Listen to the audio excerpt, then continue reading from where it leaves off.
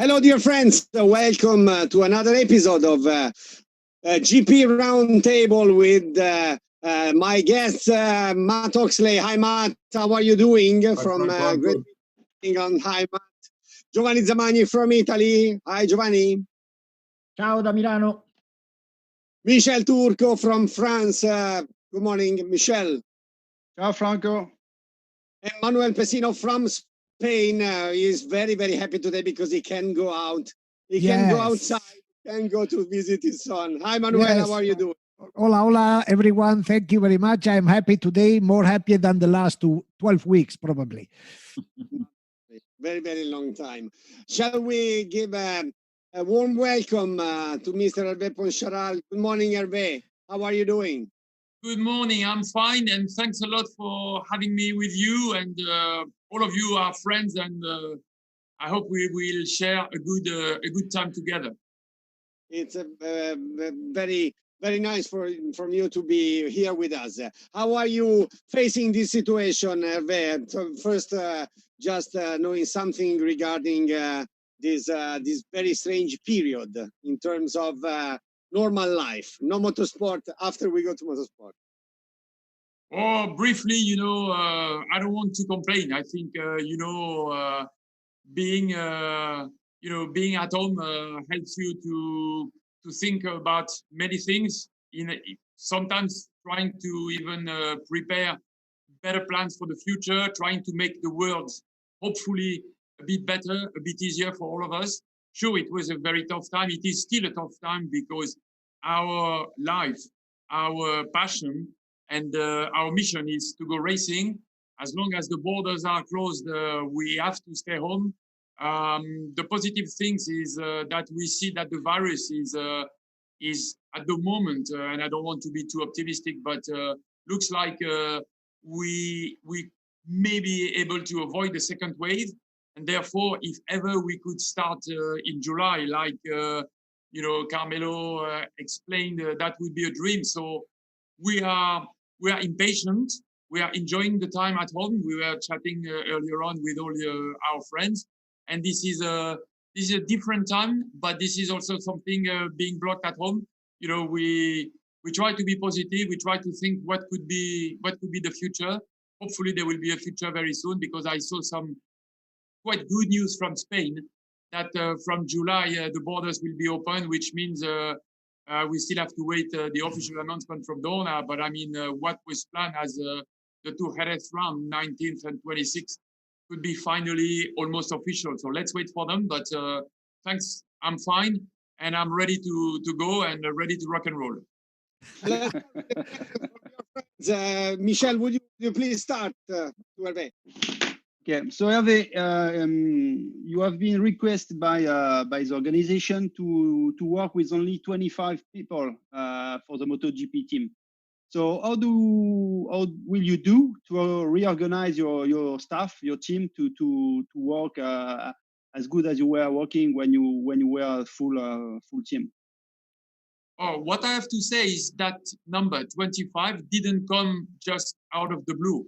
This number was based after consultation through IRTA with all the MotoGP teams, factory and independent teams, to see how many staff we really need in order to make the show.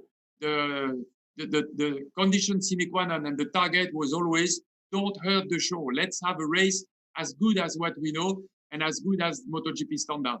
And therefore, that 25 people is a number we all agreed on for an independent team to make a race. Of course, we will not have as many marketing or PR people, but for the technical side, I think this is covering what we need to go racing. The factory team have 40 people because they will bring some engineer that will also take care of their satellite operation. So this is why there is a bit more staff in the factory team than the independent team, but I can confirm and ensure the fans, the show will be the same, and we haven't left any technician, any mechanic at home. Everybody will be on track, and in the box, the show will be the same. How many people, X3 people will have to stay at home?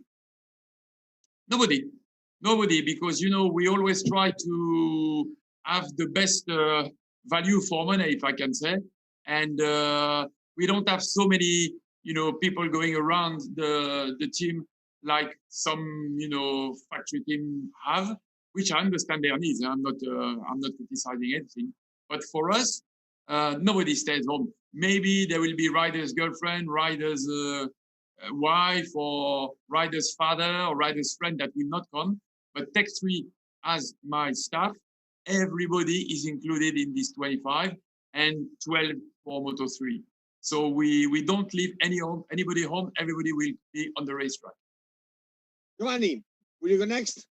Okay, Herve, I wanted to ask you something about KTM. I wanted to know how much it improved KTM in the last year, and do you think it will be possible to fight constantly for 6 or 7, top 6, top 7 in the next season, in this season?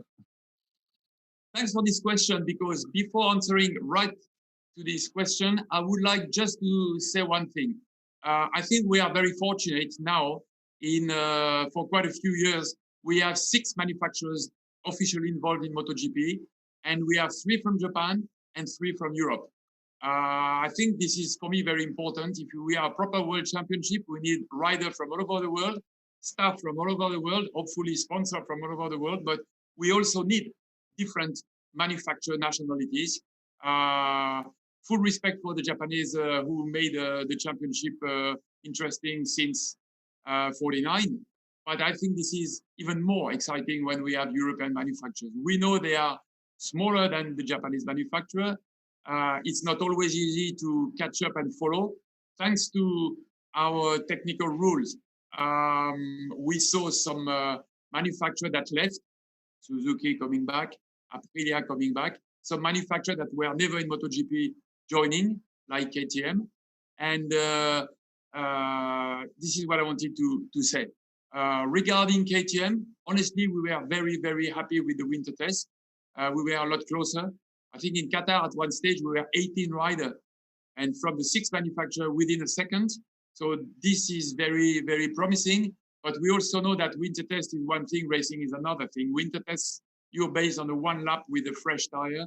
That sometimes is covering the reality or hiding the real situation.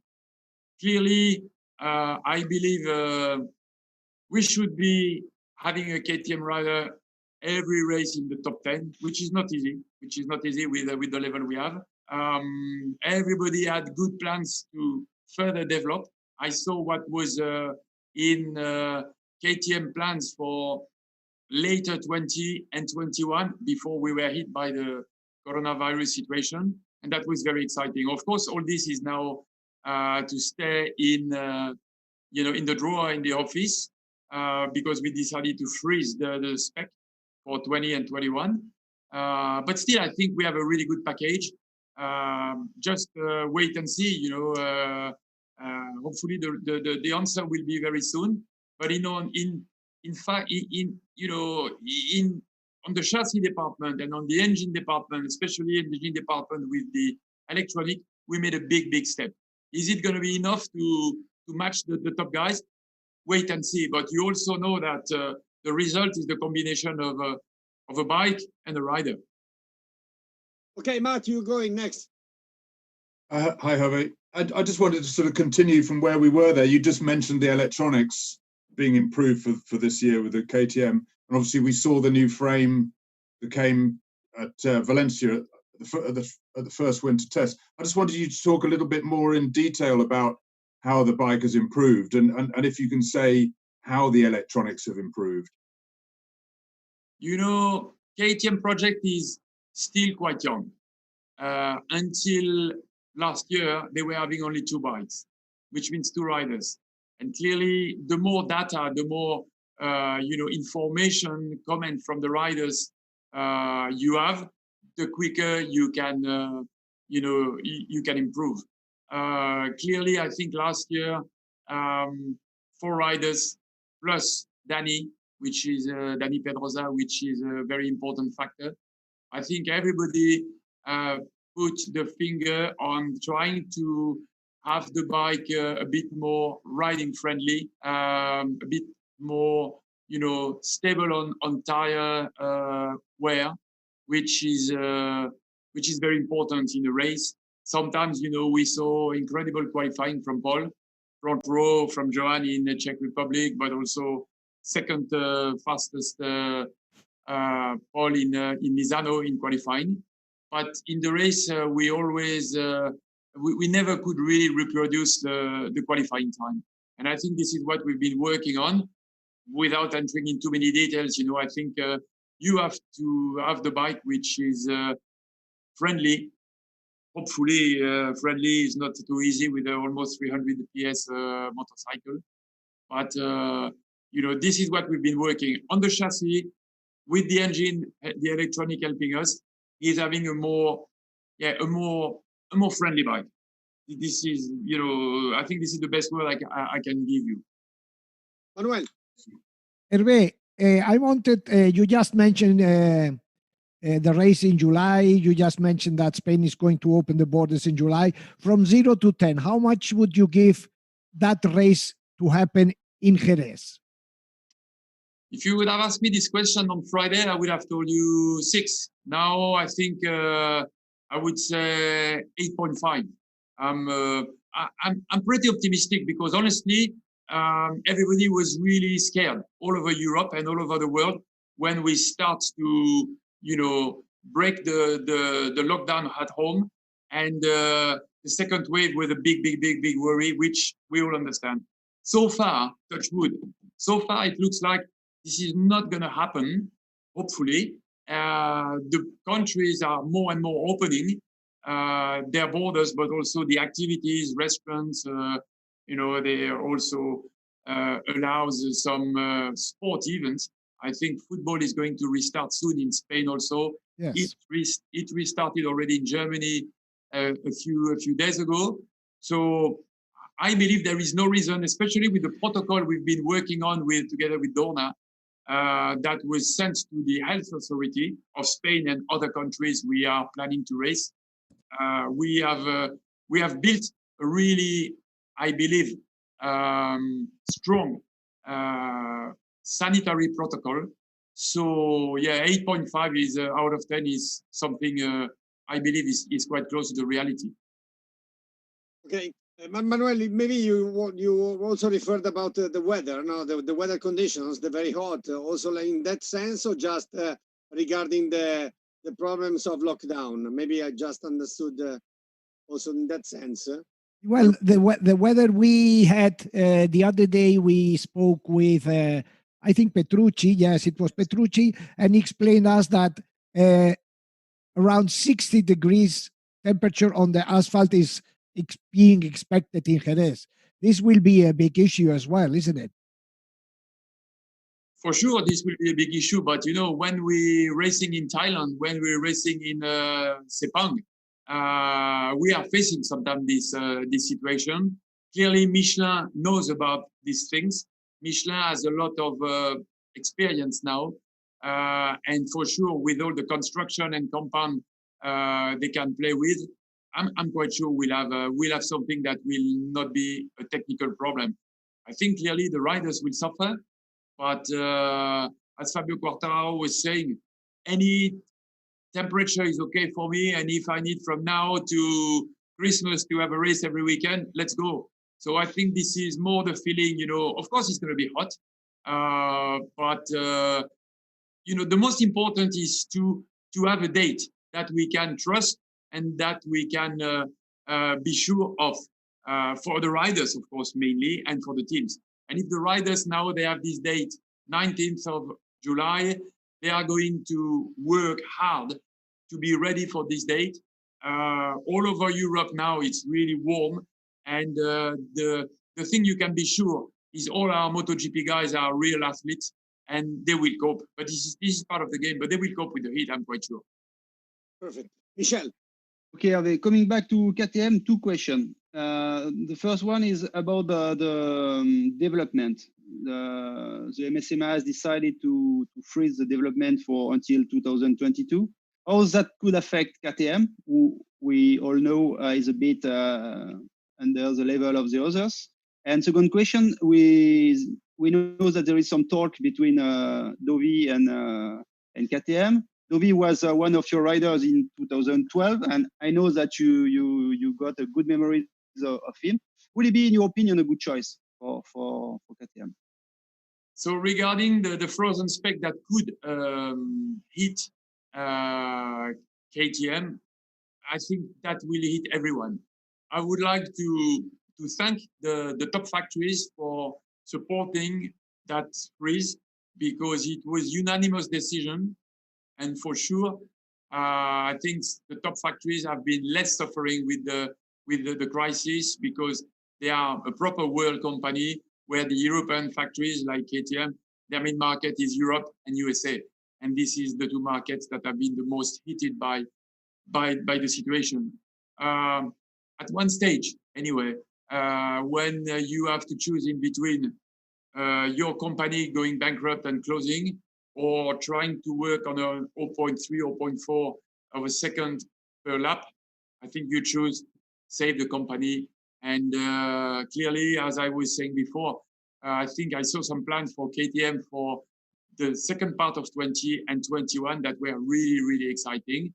But we all understand at the moment it's a question, let's survive. Let's try to restart racing, to see if we still have the same number of people that can come to the race in the near future. How many sponsors will we lose? How many sponsors we won't lose, but we'll spend maybe half of what they were spending before. So I think clearly at the moment it is a question of try to survive, try to have an economical concept and business that is sustainable and that can be break even. Regarding Dovi, you know, Andrea is one of the best riders I ever worked with. You know, I've been for 40 years in this business. I had many, many riders, and Andrea was on top in every department. As a man, proper gentleman with human value, humble, very clever as a technician, very clever to organize his racing strategy and to build up a weekend. He's 3 times vice world champion, not by coincidence. So full respect for Andrea. Clearly, inside KTM, the target and the priority at the moment is to keep the same 4, which are Paul, Brad Binder, Miguel Oliveira, and Iker Lacunae. Only if there is a problem in the negotiation with these 4 guys, there will be a door open. But for sure, Andrea Dovizioso is somebody you have to consider, and seeing his profile, his experience, and seeing KTM profile in a way that could make sense. Giovanni.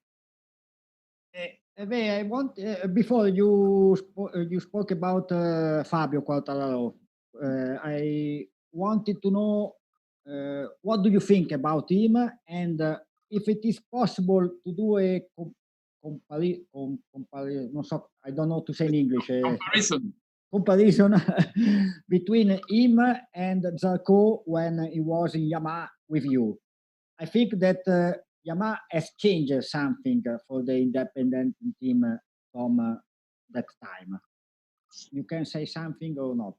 Yeah, of course I can say something. You know, I have been working 20 consecutive years with Yamaha, 2 in 250, winning the World Championship in 2000, and then from 2001 till 2018 in MotoGP. I owe them a lot. Tech 3 wouldn't be Tech 3 as it is without Yamaha support. So maybe our best year so far have been with Yamaha, and I am very thankful for this, and I'm very, very happy to have shared this moment with them, with incredible people and great challenges, because sometimes a lot of people were thinking we couldn't do it, and thanks to Yamaha, we did it. What I think about Fabio, I think a lot of people know already. For me, this is the best talent so far we ever had in France. This is my feeling in terms of pure talent, raw talent. But you always have to be careful, because we're talking about today.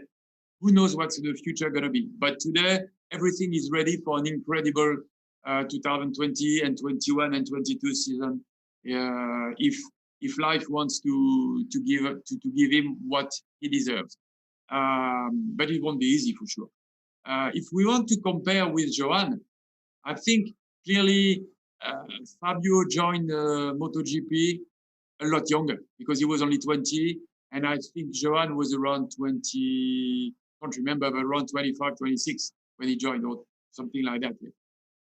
But the way they started, both of them was the same. Was incredibly astonishing, was beating every pronostic, was above our plan, both for Johan and Fabio. I think also clearly the way Tech3 worked with Yamaha as a satellite team and the way now Petronas is working with them, this is showing the interest for a factory to have a satellite operation. And you know that the main plan in MotoGP is 6 manufacturers, each of them 4 bikes, 2 in the factory team, 2 in the satellite team, which is not still the case at the moment because we're missing Aprilia and Suzuki. But I think, especially Suzuki, if they look what is happening with Yamaha or with the other manufacturers, clearly a satellite operation is not a handicap, it's a bonus. You can learn a lot. You can make a complementary program with the top guys in the factory team and the young prospect hope for the future tested by the independent team. And all together, you know, there is a real strong organization with these 4 riders. And also, this is helping the independent team to show their value, their strengths, and the need for a factory to have done.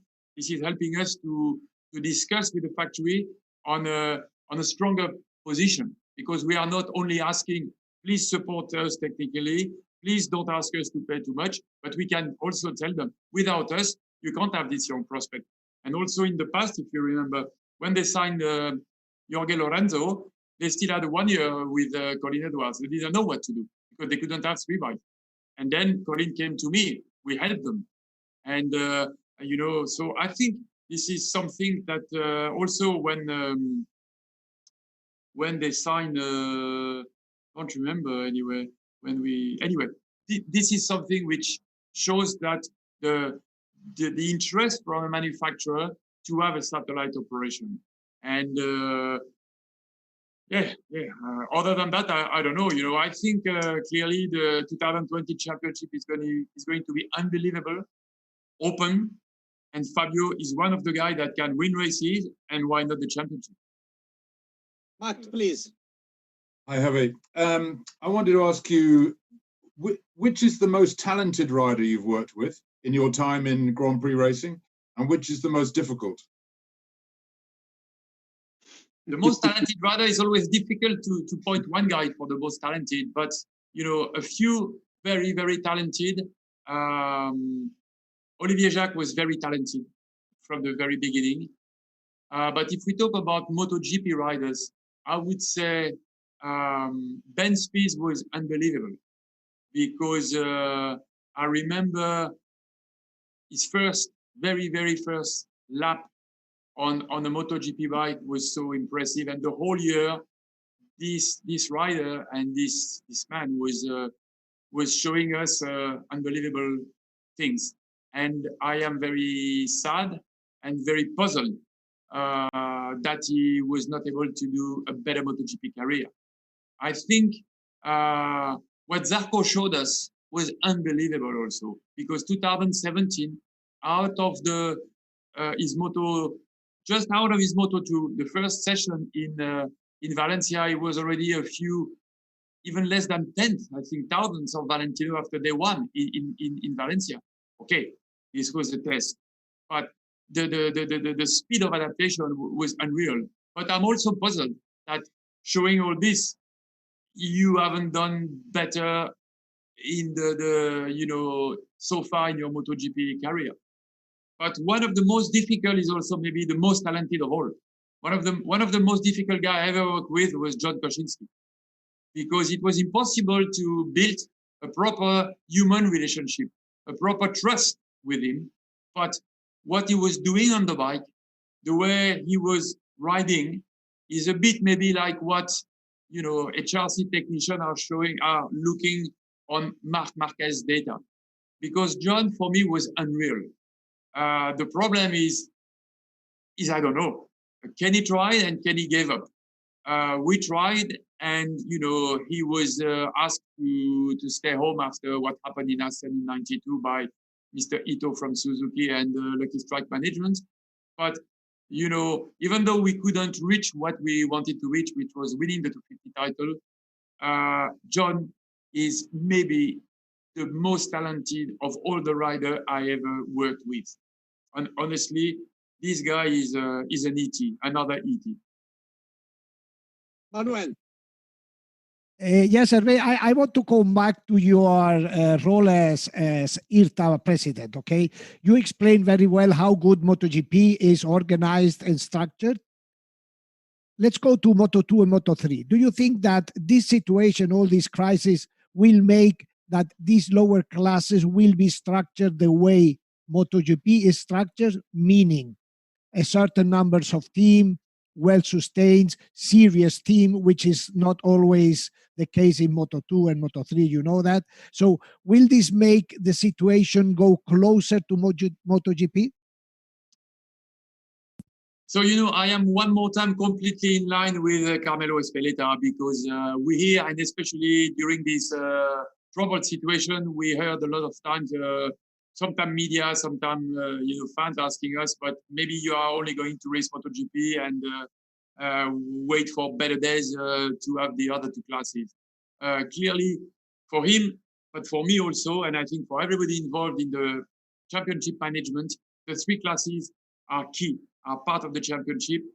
Qatar was a special example because we couldn't do MotoGP class for the reasons we all know, but 99.99% we will always have the three classes together. So each single class is part of our championship. This is a MotoGP class. As you said, the structure is a bit different. We have, as MotoGP team, independent and factory teams. All the MotoGP teams on the grid have got a 5 years deal with the promoter, which is Dorna, when Dorna is having that deal from the FIM. So clearly, we don't have to go every year through the selection committee process, which make our life easier, and the way we run our company also easier in order to plan and to sell our program to sponsors. I can understand this is a bit more difficult in Moto2, Moto3. Still, as you saw, we froze the spec in MotoGP, and quite soon afterwards, we also froze the spec for Moto2, Moto3 also. And you're completely right, Manel, to point that out, because our idea, and already we start working on that point, is to try to give the Moto2 and Moto3 grid a possibility to see their business on a few seasons instead of only managing it year by year. But you also know that every year the selection committee for about 28, 30 entries has got 40, 45. So it's always a big headache to say you're in, you're out. On which status? On the financial status, on the result status. It is very difficult to base your judgment, and always when you decide, you will have people that will criticize. So right now, we are thinking, we are talking, including, of course, all the teams, to see what could be a grid closer to the MotoGP class organization, if I can say so. I cannot say a lot more, but what I was happy is not only the MotoGP class got financially supported to go through these tough months, but also Moto2, Moto3. And I believe this was also the sign that Bridgepoint, Dorna owner, is also clearly on the same picture than us. The championship is made of three classes, and anything we can do to make each class more professional and safer, economically speaking, we will do. Michel, I think you have another question for Yes. Hervé, Tech 3 is celebrating this year is 13th anniversary. So you start in 1990 as a group of friends. You were 4. You are now the head of a company of 40 people. When you look in the mirror, what do you see? I see an old man. like all of us, you know, Yeah. we used to be teenagers. Matt Oxley used to have a lot of hairs, and that was the past. So, no, seriously speaking, you know, it's like when you have a child, you know, if you are every day with your child, you don't really realize that your child is growing. But when you got friends that come to see you every year, they say, wow, he is or she's growing a lot. And from 4 to 40, the evolution went on 30 plus years. So only when I sit down and I think, and when I have an interesting question like yours, I'm thinking a little bit of this. And what I would like to say is it's a great adventure, honestly. We started without any idea of how long this crazy idea to build a small company, to have a race team will last. Dorna was not involved at that time in the championship. So it was, as manager said, every year a new challenge to be sure you would have a few sponsors, to be sure you will be able to enter the championship. So I was not planning to have a long-term company. I was not making any plan. You know, we were just full gas. We were just willing to enjoy, willing to work with our group, without any boss on top telling us what to do. We wanted to be our own boss, learning the life, making mistakes, but having a lot of fun, driving from a place to another. And it was not Continental Circus anymore, but it was still a bit like that. Everybody was driving, everybody was moving from a camping place to another camping place. The paddock was smaller and there were more interaction inside this paddock. We were younger, we were better looking. There were some nice girls around. There were some more free time to enjoy. So it was an unbelievable time. The journey from 1989, where Tech3 was built, until 2020 today, was an incredible journey. I have to thank life. I have to thank all my guys around me. I have to thank all of you to have shared the good moments and to have explained what was happening on track. And also, I would like also to say that, again, without Carmelo, things will be a lot more difficult, I think, for a lot of the team. So it was a great journey. It was a great adventure. I believe you have only one life. And I think my life has been pretty fun until now. Manuel, I saw your finger. Okay, please. Yes, Herve, I just take your word saying you included us in your journey, right? Yes. As journalists, we have been with you for a long time, some more than others. As a journalist, I would like to call you for a help for us being included in the family that will rejoin the championship, because we are sure, or we reivindicate that we are a part of this championship, right? So this is a personal or professional asking to you as the IRTA president. Manel, you can't see my hair on my arms, but they are standing high, if you see what I mean. Believe me, it's not political talking what I'm telling you. Deep inside myself, I wanted to be a journalist before making my team. So I know that without the media, without you, we are nothing. Because when you make a performance, a show, doesn't matter which kind of show. So when you make a race, if nobody knows about the race you're doing, okay, it's a thing you're doing in between friends, and then you're not a professional, you're an amateur. So clearly, if we think about the construction of the championship, to go racing, we need sponsor. The sponsor, they want to be seen on TV, but not only on TV, in every single media they can use. They want to see their name. They want to see their picture. And if we don't give them that, we lose them, or they are not going to come. And if we don't have sponsor, we cannot do our job. We cannot go racing.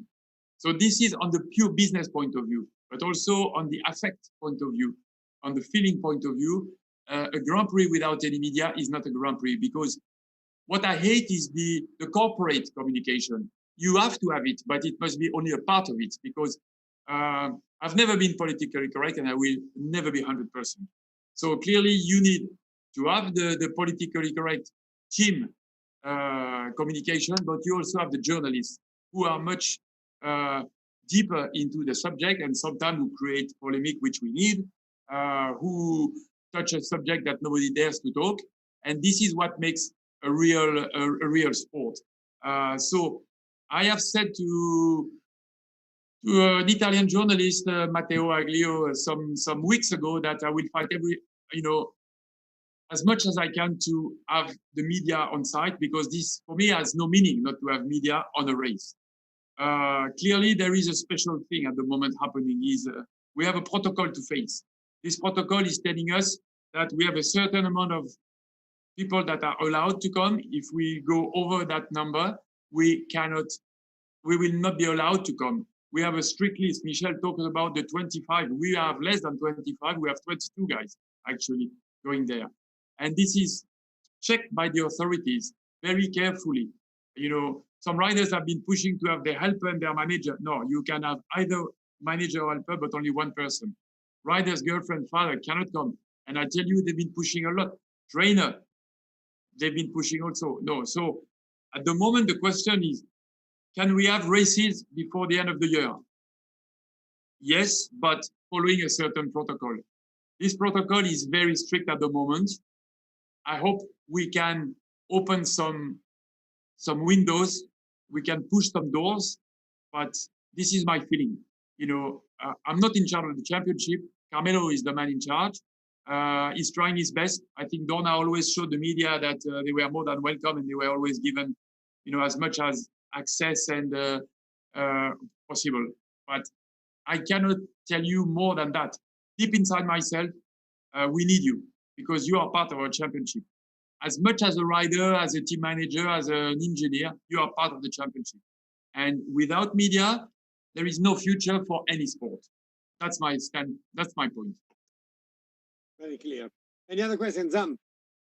Yes, I wanted to know if after this situation, do you think that it could be changed the format of the MotoGP, for example, to do just 2 days instead fluid, just a Saturday and Sunday, or something like this? I was saying before that this tough time made us think, and clearly the future will be, I don't want to say will never be the same as before, because we have to adapt to the future. We don't know exactly what's going to be the future. One thing we know for sure is the economical situation late 2021 and even 22 will be very difficult. We are going to lose some sponsors, and we understand why. We are going to have less budget to run the show. This is clear. So we need to think and to be proactive and to prepare. We already took some measure in the past, because we faced already some crises before, but this one I think is tougher and will certainly last a bit longer. But also, I don't think you prepare the future with always the old recipes. I heard a lot about the one bike rule. For me, this is absolute nonsense, because we have a format that works well with 2 bikes. We have the flag to flag, which has been helping a lot the show, the media, and the fans to understand what was going on. We have FP4 followed by a few minutes by qualifying 1 and qualifying 2. So you can't use that format with a one bike rule. What do you save on a one bike rule? Less laps? Not true.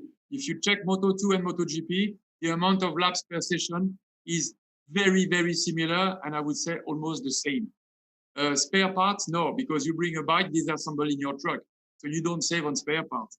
Freight cost? You don't save on freight cost, because as I said before, you still traveling with all the spare parts. Less mechanic? I'm not so sure, because if you destroy your only bike, then you have to rebuild it in a very short time. First, safety could be a problem, because the guys are working too fast without checking what they have to check. And second, you need a lot of guys to repair your bike. And also, maybe the last point, are the riders going to push the same with a one bike rule, knowing that if I crash now, maybe my weekend is over? That when they know they have another bike, look at what Marc has been doing sometimes. So we want the guys to push at the limit. to have nothing in their mind that hold them, to go to the maximum of their potential and the bike potential. So that is, for me, not a good idea. Then the Friday, this is also something which is coming as soon as you have a problem. Okay, let's make races shorter. But the guys who are telling you, we want to start only on Saturday, they are the one, some of them, who are pushing now to organize some private tests before going to Jerez. So sometimes, as we say in French, you have the feeling that you walk on your head, which is to arrive one day later, you will have only 2 sessions to prepare the race. How to organize 2 sessions and the qualifying on the one day? There could be some weather problems, and what are you going to save? Because anyway, you pay your staff on a yearly basis. So you pay the traveling, so the traveling will be the same. So what do you save? You save 1 night in the hotel, 2 meals that very often are taken in the hospitality, and this is an arrangement with your sponsor. Maybe a few more spare parts, but this is almost nothing. And clearly, the 3 days format, I think, suits the media, suits the interest of the weekend to go up and up in pressure and interest. A lot of spectators are arriving on Thursday night or Friday, and I am not supporting that. But we have to find solution to be economically cheaper and to keep the show as we have. We have to work on that, and there could be some ideas, but these 2 ideas, me personally only, I don't support them. Okay, Matt. Just a very quick question, Herve. We've heard about there being an official test at Jerez. Yes. Will that happen like 1 or 2 days? And what dates are you looking at? So I think it is the Wednesday, the 15th. I don't have the calendar with me, but I think the Wednesday before, race day is the 19th of July in Jerez. So the Wednesday before, which should be the 15th, there would be like a Friday. So each single class will have a session in the morning and a session in the afternoon. The length of it, I don't know, but I believe, especially for MotoGP class, we've been at the moment talking about 90 minutes, 90, an hour and a half morning and an hour and a half in the afternoon. This is a project, this is, but the thing which is 100% sure is there will be 1 morning session, 1 afternoon session for the 3 classes in Jerez in order to help the riders to come back to speed, to understand their bike without any pressure, because of course you will have a timesheet at the end, but that will be used for nothing. So we think this is, for the safety point of view, we have to do it, and we can't start by F1 on Friday. So this is already decided. Hervé, before, Manuel, perdóname. Sorry, Manuel. Sorry, I have to ask you about Iker Lacunae, because everyone was surprised when he was chosen by KTM. You have worked with him. What can you say about him? Because we are still surprised to have Iker in MotoGP. Yes. Good question. When I signed Jonas Folger, people came to tell me the same thing. Why did you sign him? He only did, I don't know, a few podium in Moto2. And okay, something went wrong in his head, I believe, and I'm very sad about that. But remember Saxon Ring for his first season, him fighting with Mark until almost the last lap. What happened? It was not KTM decision, honestly. It is my decision, 100%. And this is what I like most in my job. At some stage, surprise. Put your cojones on the table sometimes, and don't be always politically correct and follow the normal way, because this is not MotoGP. And I said before, this is not rock and roll. Even if you're older and rock and roll is going down, but still you have to have a little bit. And I was in Japan, and since Johan Zarco was asked to stay home after Misano, Mika Kallio came to join that team, and I knew they would face a problem to replace Mika. But they were always telling me, don't worry, Hervé, we are looking, we'll find a solution. But I was fearing. I said, but you are not going to take Brad or Miguel. No, they are your riders. Don't worry.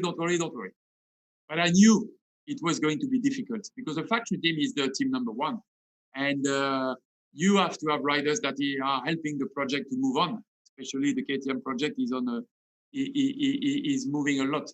And then in Japan, I understood, and we had a meeting. And when I was called for this meeting, and I could see the faces of the guys around the table, before I even closed the door, I knew what was the issue.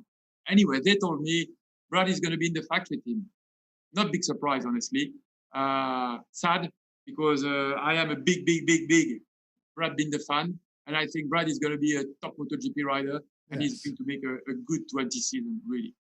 But anyway, you know, I am with KTM, I'm with Red Bull. I love these guys. I joined them because I believe in their project. I like the way they work. They are a smaller European company if you compare to the big Japanese group. And this is my challenge, my new challenge. Therefore, I told them, okay, you can have him, and I understand why. It makes sense because he is the one which is most qualified to be alongside Paul. But let me choose who I replace, because I didn't want to have an old guy who could do the job but who will bring zero interest. Sorry to be a bit harsh. And they told me, who do you think of? And I told them, Iker Lacunae. Same as you. Why? And we were just, just a few races before he did a podium in Thailand, and he was on the podium in Germany when he crashed in the last corner. And I like him. I like his style. He's a devil. And this is what you need to create something. You know, you need to create somebody who could make an impact, who could be a top guy. If you take somebody who is not so bad in Moto2 or in MotoGP, you know, already for an independent team to have a lot of media coverage, think about us, all of you, is not easy because you always talk about the top three, and I understand and I support. There, they told me, oh, maybe it's a bit too early. Anyway, I make it short because it lasted quite a lot, and I told them, okay, this is my wish, this is what I want. Please support me. Brad was with me. We need to work together. And they told me yes. And I had to convince him because it was not easy, because he already signed with Aki for, let's call it an official Moto2 ride. And for him, it was a bit of a risk to move. Anyway, I convinced him. In Australia, we shook hands and it was clear. But more than that, Manuel, and the most difficult thing for me was to have him replacing Miguel, because Miguel was injured in Australia and had the operation and couldn't participate to Valencia. And then KTM told me, no, it's dangerous because he hasn't been on MotoGP at all. And to send him in Valencia FP1, it's going to create chaos and it's going to be a strike. Then I told him, no, I believe, trust me. And it was a bit of arm wrestling. It was difficult, but I believe until the race where he was, I think, not far from top 10 when he crashed on, I don't know if it was oil or not, because Zarco, Petrucci and him together crashed on that point. He did an excellent qualifying. He beat Ciarin by a big gap, which was the official Tech3 rider in 2019. The data were very interesting, and Mr. Pirer, Mr. Bayer, Mr. Trukenpols, Mr. Leitner, they were all in the box after the qualifying. You know, congratulating him. So I'm not saying we are going to write history with him. We will see. But this is what an independent team should be doing. You know, we are not here to make. You know, MotoGP is not 1 + 1 makes 2. It's sometimes 1 + 1 makes 3. So this is why. Thank you. Before letting you go, you've been very kind, but just talking about results, what is going to be the result that will make you say at the end of the 2020 season, this has been a really good season? I didn't hear very well. For Tech3 or for Iker Lacunae? For Tech3 in general? No, in general, for your team, which is the result that will make you say at the end of this season, whenever it will be and wherever it will be, this has been a very good season for us. You know, we have a lot of trust in Miguel Oliveira because he showed some really good potential last year. Unfortunately, after his great race in Spielberg in Austria, where he ended up 8th He was injured crashing with Johan Zarco, and then from that moment he was out. He's now 100% fit, so we have a lot of trust. Clearly, Miguel should be very close to Paul every race, and hopefully, fighting with Brad. I believe we should be every race very, very close to the top 10, as I said before. And this is not easy. I think in some races, top 6 could be a possibility. This is the target. You have to be ambitious, really. And Iker is going to fight with Brad Binder and Alex Marquez for the Rookie of the Year. And this is his target also. And his target is also to push Miguel, to learn from Miguel, but to push Miguel, to have an emulation inside the team. It's always difficult to make a prediction before the season starts. It was a long time since the last test in Qatar, and I don't want to look either too ambitious or pretentious or to look not ambitious enough.